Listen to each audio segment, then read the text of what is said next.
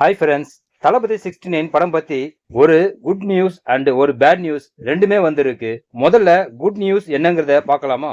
தளபதி 69 படத்துல இருந்து ஏதாவது அப்டேட் வராதான்னு நாம எல்லாருமே எதிர்பார்த்துட்டு இருந்தோம். இன்னைக்கு கேவிஎன் புரொடக்ஷன்ஸ் தளபதி 69 படம் பத்தின ஒரு சூப்பரான அப்டேட்டை கொடுத்திருக்காங்க.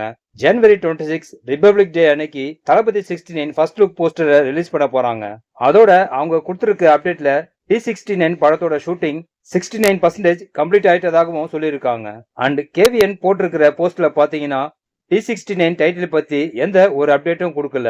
ஆனா சோசியல் மீடியா ஃபுல்லா T69 டைட்டில் பத்தி தான் பரபரப்பான டாக் போயிட்டு இருக்கு.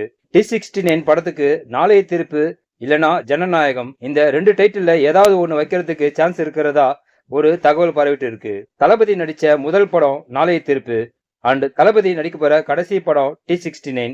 அதனால இந்த படத்துக்கு நாளைய தீர்ப்புன்னு டைட்டில் வைக்கிறதுக்கு மோஸ்ட்லி சான்சஸ் அதிகம்னு தெரியுது.